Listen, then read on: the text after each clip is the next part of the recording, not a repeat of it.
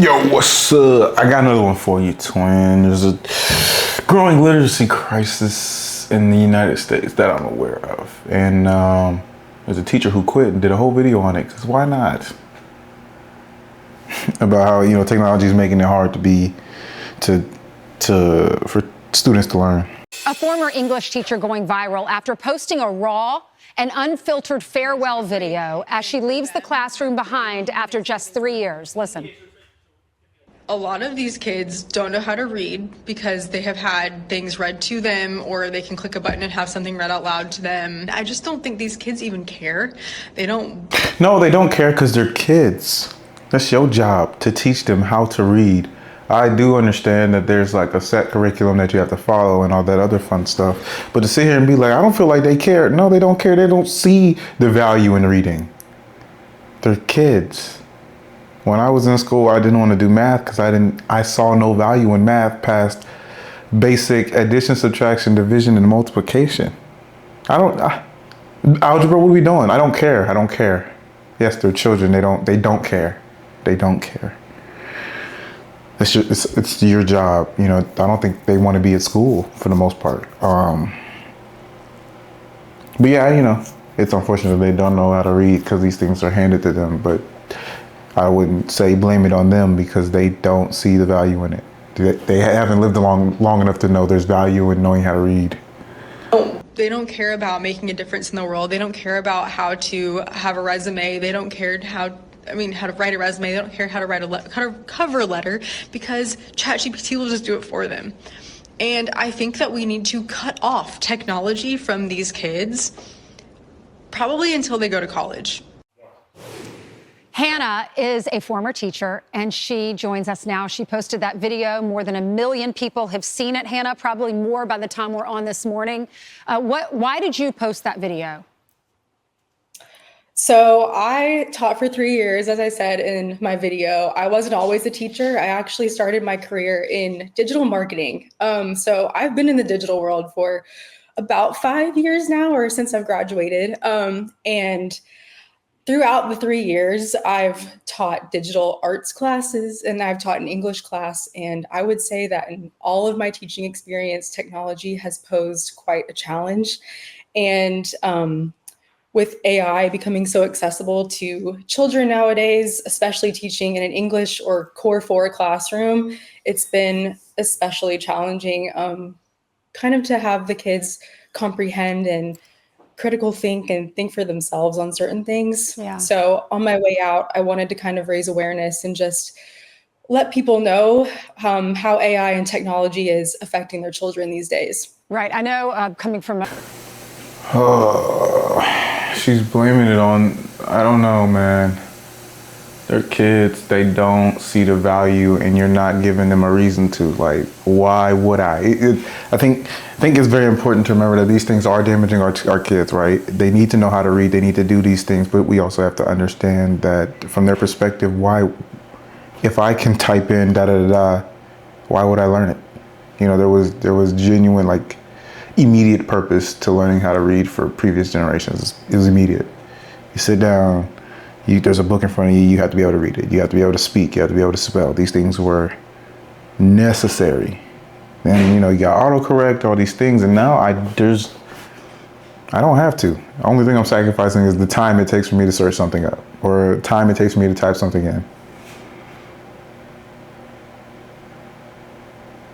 I think it's important, but we have to somehow find a way for them to see why it is important. Coming from a mother who taught for 33 years, my sister's a teacher in South Carolina, the challenges that y'all deal with, this is even before AI was a thing. I'm sure it's even more challenging now, and clearly your opinion is, yes, it is. You're a high school teacher. I'm sure your students loved you. We hate to see someone leave education because of problems. Okay, high school teacher. So we do have, hold up. Stop shaking. So we do have, resume talking about stuff, writing and stuff like that. Oh, they're doing it at the high school level? Yeah, that is a problem. That is a problem. Within the classroom. Give me some examples of what the students are saying to you.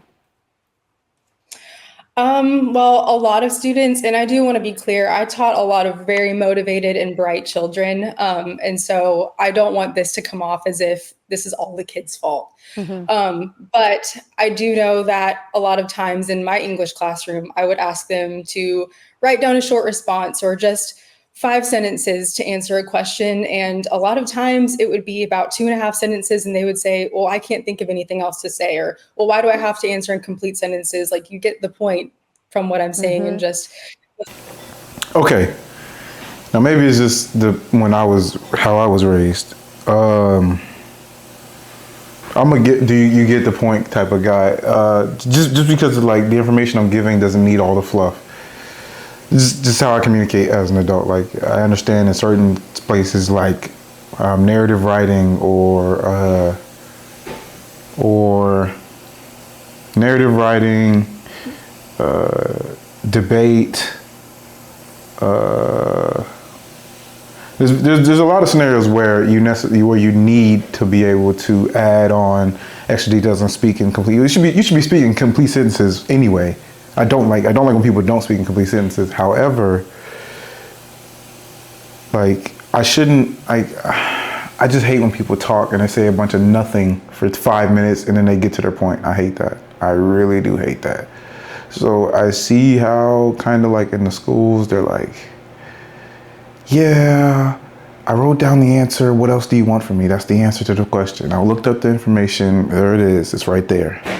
You get the gist. You do get the gist. The rest of that is just, in schools, you need more. You need more than just the gist, but I feel like that's not really a big point, personally. this little sentence. And then a lot of times I would assign essays, long form essays, and I know how children write, especially when they handwrite me things in the beginning of the school year.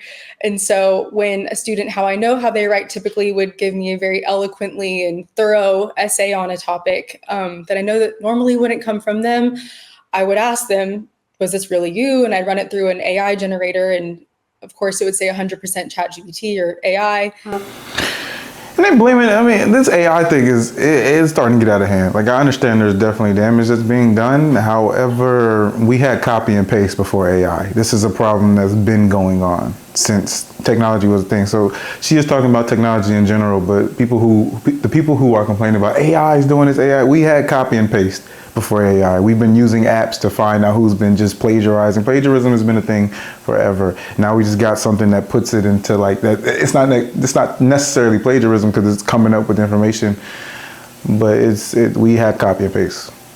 Again, all this information, the essays and all this stuff is written about is public information. It's the stuff you Google, stuff you read, and then you take that information and you just put it in your own words. You filter it through yourself onto a piece of paper or onto a screen. So yeah, I mean, they're using AI to do it, and it's a lot less work than actually doing the research and copy and pasting. But it's the same concept. This is nothing new, and the fact that we have been dealing with this for so long means that no one really cares enough to actually try to make a change. We're just going to keep throwing technology in the schools instead of removing it. Just remove it.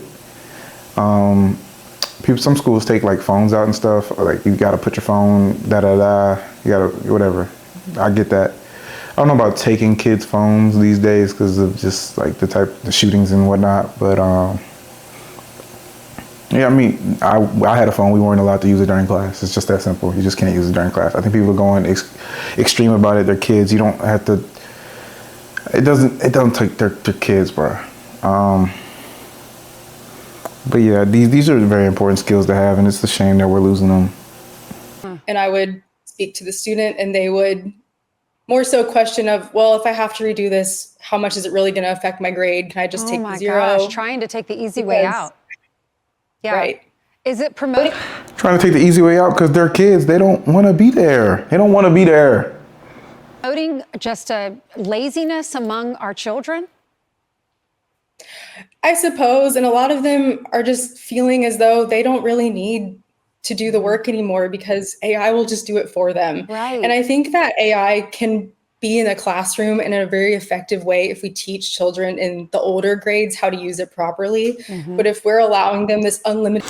The only difference between AI and Google is the research. the research. Like using AI and using Google is, you don't have to do the research. It does, like AI does the work, but the only work it's doing is just research. It's pulling its information from an open source, public open source.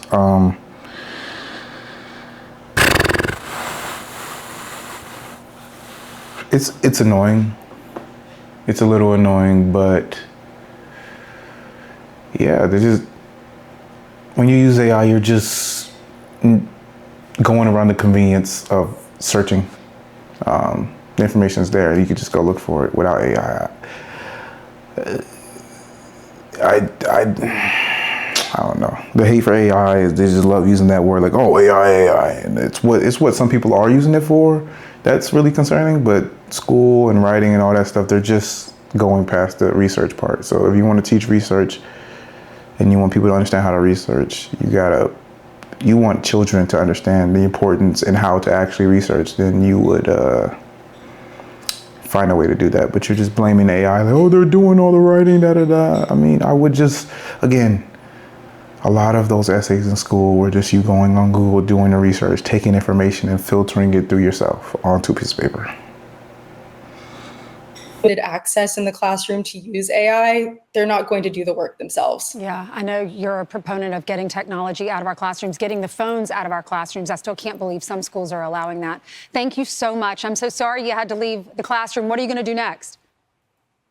Yes, well, I actually am working in a nonprofit now. I run donor relations, development, and digital marketing for them. So I'm back in what I was doing before teaching, and I'm loving it so far. All right. Well, Hannah, thank you for giving up those 3 years. Appreciate it. We love our teachers. I'm Steve Ducey. I'm Brian Kilmeade.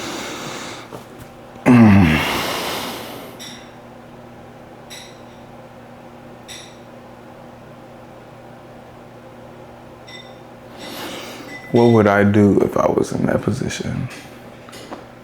I mean, yeah, they're trying to throw technologies in the schools to make it easier, right? Easier to grade, easier, like, that's why they're doing it, right? We're throwing technology, but there's pros and cons to everything. Yes, I don't have to sit here and hand grade or wait till you write it all out or do all these things, but I feel like in school, we just need to use paper. Go back to paper, go back to Scantrons, and y'all, I don't think any teacher's lazy. Depending on, teachers in my experience aren't lazy. Like, they do lazy shit sometimes, but the actual job itself, to be remotely successful at it, just requires so much effort. So I do see the benefit of just not having to sit at night and just grade all the papers. But if you want the children to learn, because that's why you're there, you don't just become a teacher for the sake of being a teacher. That's not hasn't been my experience. They all start with a reason. Yeah, go back to paper. You're gonna have to sit there and grade it. Only accept things on paper if they wrote it. At least at the bare minimum, they're getting used to writing. They may plagiarize it, pull the information down, but they still have to hand write it. You can't, AI don't hand write nothing for you. AI can take the information, but you gotta sit there and you gotta write it out. And as they write it out, they'll change up words. They'll learn how to spell, learn how things go together. And just through the repetition of physically having to do the work is good. I'm sure they're still doing that in schools, like, for math, you got to show your work, even though the math that they use now is stupid. I've seen the box method for multiplication. That's dumb. Trying to reinvent the wheel. We got it down to a science. Trying to always make something different, something like, I feel like grade school, for at least K through 12, should just be on paper. I would put it on paper. Everything analog, pencils, paper, just bring it back to that. Obviously keep your phones in school. You can use better technology for presentations, but outside of that, what are we doing? Peace.